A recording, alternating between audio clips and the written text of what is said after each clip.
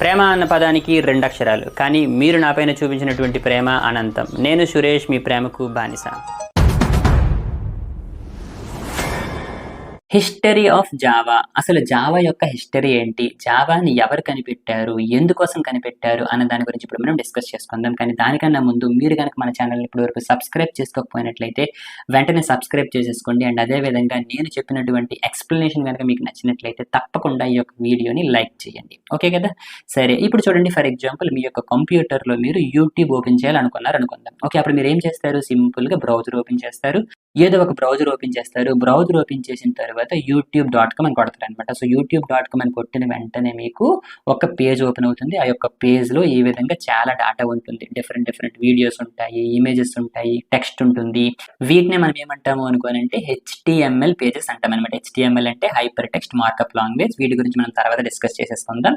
కాకపోతే ఏంటి అనుకోనంటే ఈ యొక్క వెబ్ అప్లికేషన్ ఏదైతే ఉంటుందో ఇవి డిఫరెంట్ HTML పేజెస్ యొక్క కాంబినేషన్ అనమాట. అయితే ఈ యొక్క వెబ్ అప్లికేషన్లో ఉన్నటువంటి పేజెస్, ఈ యొక్క వెబ్ అప్లికేషన్లో ఉన్నటువంటి వీడియోస్, ఇమేజెస్ ఇవన్నీ ఎక్కడి నుండి మనకు వచ్చాయి అనుకోనంటే ఈ యొక్క డేటా అంతా కూడా ఏదో ఒక సర్వర్లో ఉంటుంది అనమాట. ఓకే, ఒక సర్వర్ అని కాదు, చాలా డిఫరెంట్ సర్వర్స్ అనేవి ఉంటాయి అనమాట.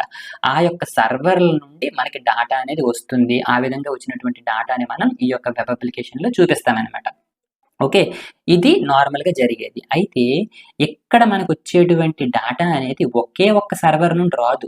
ఈ యొక్క డేటా అనేది మల్టిపుల్ సర్వర్స్లో స్టోర్ అయి ఉంటుంది అనమాట. సో కాబట్టి ఎప్పుడైతే మనం youtube.com అని కొడతామో ఏం జరుగుతుంది అనుకోనంటే ఈ యొక్క మల్టిపుల్ సర్వర్స్లో ఉన్నటువంటి డేటా, ఈ యొక్క మల్టిపుల్ సర్వర్స్ అన్నీ కూడా ఒకదానికొకటి కమ్యూనికేట్ అవుతాయి అనమాట. ఒకదానికొకటి కమ్యూనికేట్ అయ్యి అప్పుడు మనకి డిఫరెంట్ పేజెస్ని మనకి పంపిస్తే ఆ యొక్క పేజెస్ని మనం వెబ్ అప్లికేషన్లో చూపిస్తామన్నమాట. సో దీన్నే మనం ఏమంటాం అనుకోనంటే it is a system of interlinked hyper text documents accessed through internet అనమాట. ఇక్కడ మీరు చూడండి, హైపర్ టెక్స్ట్ డాక్యుమెంట్స్ అంటున్నాం అనమాట. హైపర్ టెక్స్ట్ డాక్యుమెంట్స్ అంటే HTML పేజెస్ అనమాట. ఓకే, సో ఇటువంటి డిఫరెంట్ HTML పేజెస్ అనేవి డిఫరెంట్ సర్వర్స్ ద్వారా మనకు వచ్చి అవన్నిటిని లింక్ చేస్తే మనకు ఒక వెబ్ అప్లికేషన్ అనేది వస్తుంది అనమాట. ఓకే కదా? అయితే దీన్నే మనం ఏమంటాము అనుకోనంటే www అంటే వరల్డ్ వైడ్ వెబ్ అనమాట. మరి దీన్ని వరల్డ్ వైడ్ వెబ్ అని ఎందుకు అన్నాము అనుకోనంటే ఇక్కడ మనకు వచ్చినటువంటి ఈ యొక్క టెక్స్ట్ పేజెస్, ఇమేజెస్, లేదంటే ఆడియో, వీడియో ఇవన్నీ కూడా వీటిని మనం మన యొక్క ప్రపంచంలో ఉన్నటువంటి ఎక్కడ నుండి యాక్సెస్ చేయొచ్చు అనమాట. Okay, any part of the world over the internet అనమాట. ఓకే, ఈ యొక్క కంటెంట్ ఏదైతే ఉందో దీనిని మనం ఎక్కడ నుండి యాక్సెస్ చేసుకోవచ్చు. User can access the contents of these sites from any part of the world అనమాట. అందుకోసమే దీన్ని మనం ఏమంటాము అనుకోనంటే వరల్డ్ వైడ్ వెబ్ అన్నామన్నమాట. ఓకే, అయితే ఈ యొక్క వరల్డ్ వైడ్ వెబ్ గురించి మనం ఎందుకోసం మాట్లాడుకున్నాము అనేది ఈ యొక్క వీడియో చివరిలో మీకు అర్థమవుతుంది. ఓకే కదా?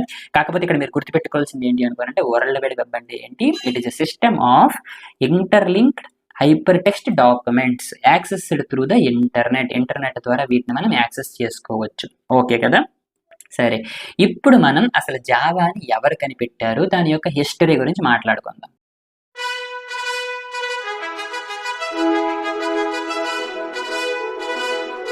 1954 నవంబర్ 13 రాత్రి గట్టిగా వర్షం కురుస్తుంది. తెల్లారితే నవంబర్ 14 చిల్డ్రన్స్ డే అంటే బాలల దినోత్సవం. ఆకాశం వైపు చూసుకుంటే 7 చుక్కలు కాంతివంతంగా ప్రకాశిస్తున్నాయి. అదే రోజు రాత్రి అంటే సూర్యుడు ఉదయించక ముందే ఒక బుడతడు జన్మించాడు. అతడి పేరు స్కాట్ మెక్నీలీ. కొన్ని సంవత్సరాలు గడిచాయి. కొన్ని సంవత్సరాలు గడిచిన తరువాత మన యొక్క స్కాట్ మెక్నీలీ ఒక పెద్ద బిజినెస్ మ్యాన్గా మారాడనమాట. మరి అది విధి రాతో ఏంటో తెలియదు కానీ సూర్యుడి ఉదయించక ముందు అంటే సన్ ఉదయించక ముందే పుట్టినటువంటి మన యొక్క స్కాట్ మెక్నీలీకి 28 సంవత్సరాలు వచ్చేసరికి సన్ మైక్రో సిస్టమ్స్ అనేటువంటి ఒక కంపెనీని స్థాపించాడనమాట. 28 సంవత్సరాలు అనుకోనంటే 1982లో సన్ మైక్రో సిస్టమ్స్ అనేటువంటి ఒక కంపెనీని స్థాపించాడనమాట. ఆ కంపెనీ చేసేటువంటి పనులు ఏంటి అనుకోనంటే కంప్యూటర్స్, అదేవిధంగా కంప్యూటర్ సంబంధించినటువంటి కాంపోనెంట్స్ అంటే పార్ట్స్ అండ్ అదేవిధంగా ఆపరేటింగ్ సిస్టమ్స్ అనమాట. సో కంప్యూటర్స్కి సంబంధించినటువంటివన్నీ కూడా ఈ యొక్క సన్ మైక్రో సిస్టమ్స్ అనేటువంటి కంపెనీ తయారు చేస్తుంది అనమాట. అయితే ఇక్కడి వరకు బాగానే ఉంది, కానీ స్కాట్కి ఏదో చెయ్యాలి, ఇంకా ఏదో చెయ్యాలి, ఏదో ఒకటి చెయ్యాలి అనేటువంటి ఒక తపన అనమాట. సో ఒకరోజు ఏం చేస్తున్నాడు అనుకోనంటే స్కాట్ మెక్నీలీ వాళ్ళ యొక్క ఇంట్లో కూర్చున్నాడు అనమాట. ఇంట్లో కూర్చొని టీవీ చూస్తున్నాడు అనమాట. ఓకే, అప్పుడులో రేడియోలు ఉంటాయి అండ్ అదేవిధంగా టీవీలు ఉంటాయి అనమాట. అయితే ఈ యొక్క టీవీని చూస్తుంటే స్కాట్ మెక్నీలీకి ఒక ఐడియా వచ్చింది. అదేంటి, మనోడు చైర్‌లో కూర్చున్నాడు. టీవీ అనేది కొంచెం దూరంలో ఉంది. అప్పుడు మనోడికి వచ్చినటువంటి ఐడియా ఏంటి అనుకోనంటే, నేను ఒక డివైస్‌ని కనిపెడతాను. ఆ విధంగా కనిపెట్టినటువంటి డివైస్‌ని ఉపయోగించి నా ఇంట్లో ఉన్నటువంటి డివైజెస్‌ని ఆపరేట్ చేస్తాను. అప్పట్లో మన ఇంట్లో ఉన్నటువంటి డివైజెస్ ఏంటి, టీవీ, రేడియో ఇటువంటి డివైజెస్ అని ఉన్నాయన్నమాట. సో వీటిని ఆపరేట్ చేస్తాను. నేను ఏదైతే చైర్‌లో కూర్చున్నానో అక్కడి నుండే వీటిని ఆపరేట్ చేయాలి అని అనుకున్నాడనమాట. Okay. So he wanted to build a device అనమాట. Okay. To build an interactive wireless device అనమాట. దీనికి వైర్ ఏమి ఉండదనమాట. అంటే దీనికి లింక్‌లు ఏమి ఉండవనమాట. Okay. To build interactive wireless handheld device which would communicate with home entertainment devices like TV, radio అనమాట. సో ఇటువంటి టీవీ గాని, రేడియో గాని వీటితో కమ్యూనికేట్ అవ్వడానికి కోసం ఒక డివైస్‌ని తయారు చేయాలనుకున్నాడనమాట. ఓకే. సో ఈ విధంగా ఒక డివైస్‌ని తయారు చేసి టీవీతో గాని, రేడియోతో గాని కమ్యూనికేట్ అవ్వాలనుకున్నాడనమాట. సో అప్పుడు ఏం చేశాడు అనుకోనంటే, ఫస్ట్ ఈ యొక్క డివైస్‌కి ఒక పేరు పెట్టాడనమాట. ఏమని పేరు పెట్టాడు? మనవడు పుట్టినప్పుడు ఆకాశంలో 7 నక్షత్రాలు కాంతివంతంగా ప్రకాశిస్తున్నాయి కదా! అందుకోసం ఏం చేశాడు అనుకోనంటే, ఈ యొక్క డివైస్‌కి స్టార్ 7 అని పేరు పెట్టాడనమాట. ఎందుకోసం అనుకోనంటే 7 నక్షత్రాలు ఉన్నాయి కాబట్టి స్టార్ 7 అని పేరు పెట్టాడనమాట.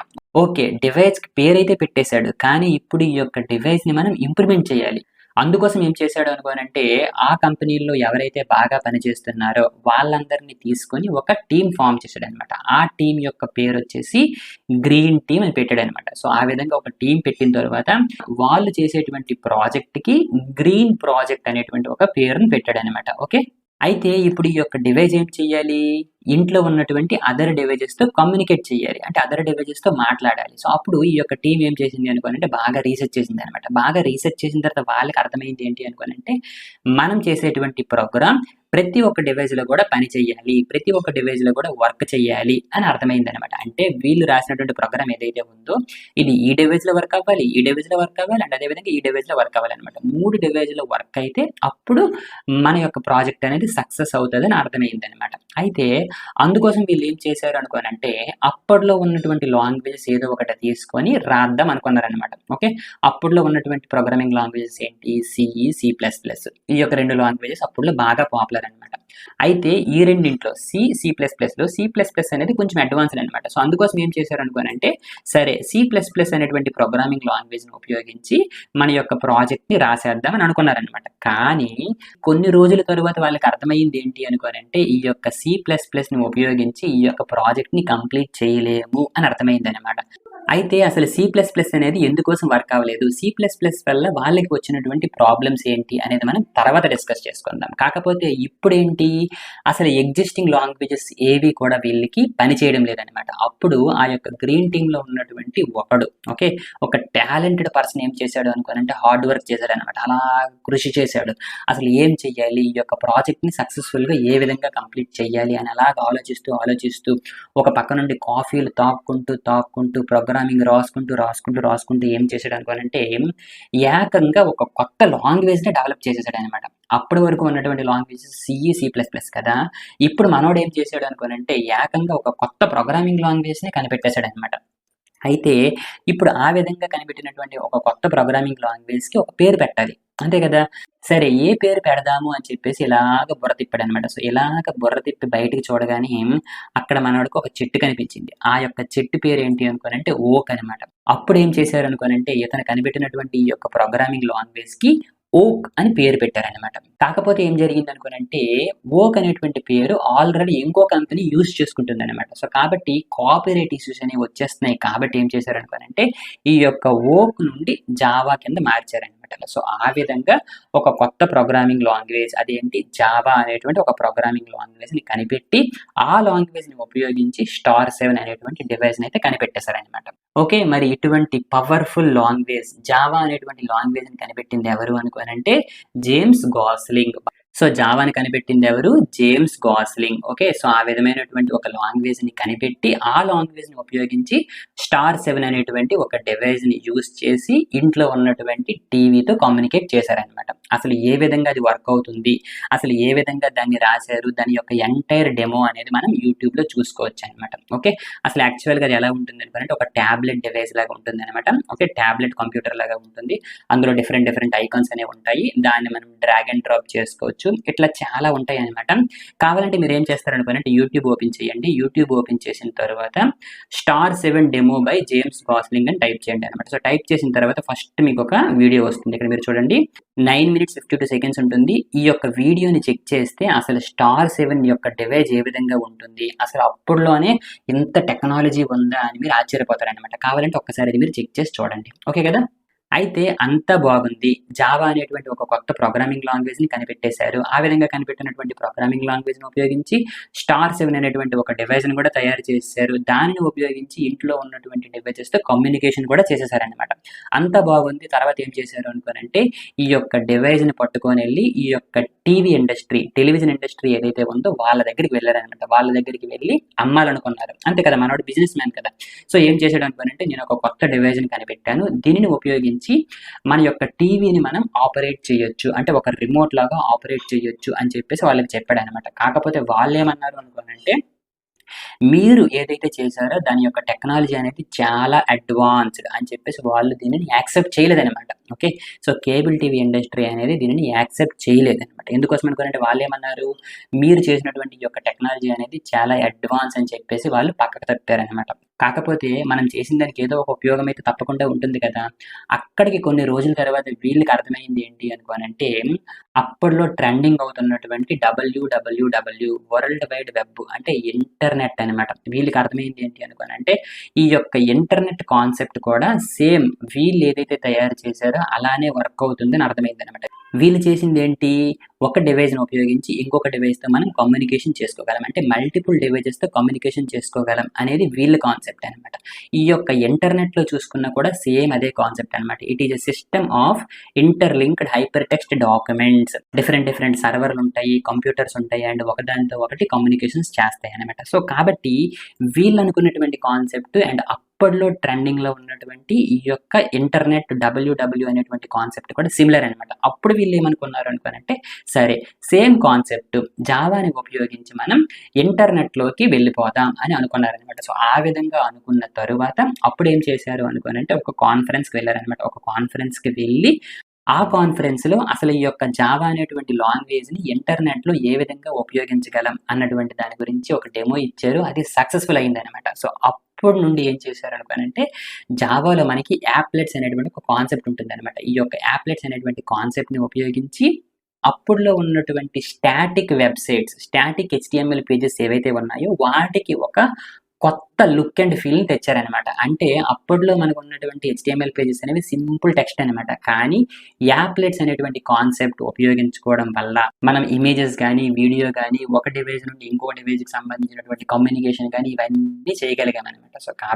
సో కాబట్టి జావా అనేది మెయిన్‌గా ఇంటర్నెట్‌లో ఎక్కువగా ఉపయోగపడడం మొదలుపెట్టిందనమాట. ఓకే. సో ఫైనల్‌గా జావా అనేటువంటి ఒక ప్రోగ్రామింగ్ లాంగ్వేజ్‌ని అయితే కనిపెట్టారు. సో కాబట్టి ఇప్పుడు మీకు ఫాదర్ ఆఫ్ జావా ఎవరు అని అడిగారనుకోండి మీరేమని చెప్తారు, జేమ్స్ గాస్లింగ్ అని చెప్తారనమాట. అయితే ఫాదర్ ఆఫ్ జావా అంటారు అండ్ అదే విధంగా డాక్టర్ జావా అని కూడా అంటారనమాట. సో ఈ యొక్క జావా అనేటువంటి ప్రోగ్రామింగ్ లాంగ్వేజ్‌ని 1995లో జేమ్స్ గాస్లింగ్ అనేటువంటి ఒక వ్యక్తి కనిపెట్టాడనమాట. సరే. అయితే మీకు ఇంతకు ముందే చెప్పాను. ఎప్పుడైతే మన యొక్క జేమ్స్ గాస్లింగ్ ఈ యొక్క జావా అనేటువంటి ప్రోగ్రామింగ్ లాంగ్వేజ్‌ని కనిపెట్టాడో మొదట్లో దీనికి జావా అని పేరు పెట్టలే.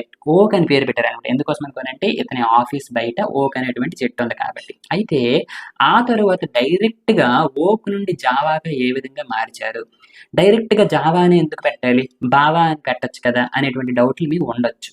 అసలు నిజానికి ఓక్ నుండి జావా కింద మార్చడానికి కొన్ని స్టోరీస్ అనేవి ఉన్నాయన్నమాట. అందులో ఒక 2 స్టోరీస్ గురించి ఇప్పుడు మనం డిస్కస్ చేసుకుందాం.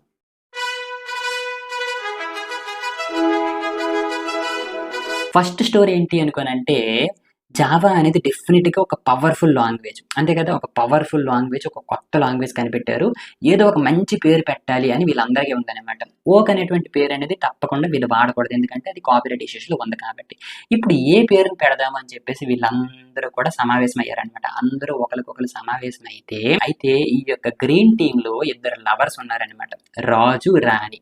అయితే ఇప్పుడు ఏం చేశారనుకోనంటే, ఈ టీమ్‌లో ఉన్నటువంటి ప్రతి ఒక్కరి దగ్గర నుండి కూడా సజెషన్స్ తీసుకున్నారనమాట. ఏ పేరు పెడదాము? ఏం పేరు పెడదాం? అని చెప్పేసి. సో, ఒక్కొక్కళ్ళు ఒక్కొక్క పేరు ఇవ్వడం మొదలుపెట్టారనమాట. కొంతమంది లిరిక్ అని చెప్పేసి, కొంతమంది సిల్క్ అని చెప్పేసి, కొంతమంది డిఎన్ఏ, కొంతమంది నియాను ఇలా డిఫరెంట్ పేర్లనేవి ఒక్కొక్కళ్ళు చెప్తున్నారనమాట. అయితే ఒక్కొక్కళ్ళు ఎవ్వరికి ఇష్టం వచ్చినట్టు వాళ్ళు అలాగ పేర్లు చెప్తుంటే, ఈ యొక్క లవర్స్ ఉన్నారు కదా! ఈ యొక్క రాణి ఏమన్నదనుకోనంటే, రాజు గడికి పిలిచిందనమాట. ఏమని? బావా అని పిలిచిందనమాట. ఓకే.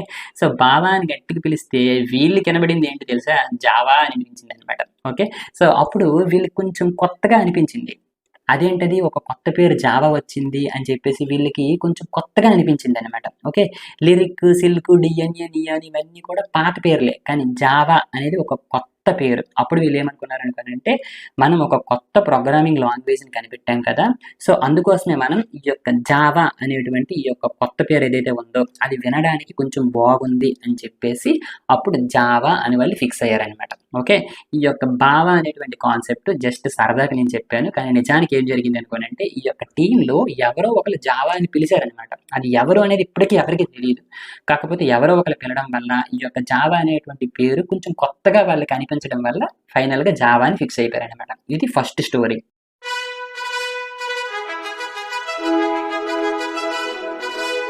ఇక సెకండ్ స్టోరీకొచ్చేసరికి వీళ్ళు ఎప్పుడైతే ఈ యొక్క కొత్త లాంగ్వేజ్‌ని కనిపెడదాం అనుకున్నారో, ఈ యొక్క టీమ్‌లో ఉన్నటువంటి ప్రతి ఒక్కరు కూడా చాలా కష్టపడ్డారనమాట.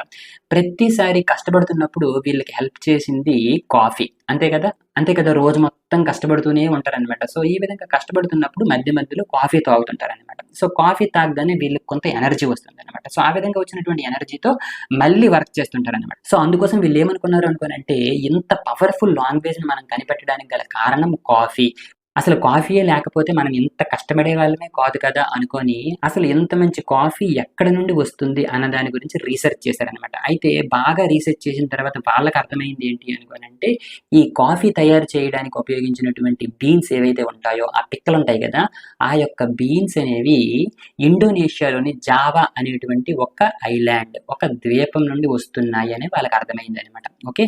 సో, జావా అనేటువంటి ఐలాండ్‌లో ఉన్నటువంటి కాఫీని మనం తాగడం వల్ల ఎంత పవర్‌ఫుల్ లాంగ్వేజ్‌ని మనం కనిపెట్టాము అన్నటువంటి నమ్మకంతో ఏం చేశారు అనుకోనంటే, జావా అనేటువంటి పేరు పెట్టారనమాట. ఇది సెకండ్ స్టోరీ అనమాట. అందుకోసమే మీరు చూసుకుంటే జావా యొక్క ఐకాన్ కూడా కప్పు, సాసర్ ఉంటుందనమాట. ఇక్కడ మీరు చూసుకుంటే ఇక్కడ కప్పు ఉంటుంది. కింద మనకి సాసర్ ఉంటుందనమాట. అండ్ అదే విధంగా ఇక్కడ చూసారా పైన పొగలొస్తున్నట్టు ఈ విధంగా చూపించారనమాట. ఓకే. అయితే ఈ యొక్క 2 స్టోరీస్‌లో ఈ యొక్క సెకండ్ స్టోరీ నిజమని చాలా మంది నమ్ముతుంటారనమాట. ఎందుకోసం అనుకుంటే ఇక్కడ మీరు చూసుకుంటే ఈ యొక్క జావా ఐకాన్ అండ్ అదే విధంగా కాఫీ 2 కూడా సేమ్ కాబట్టి.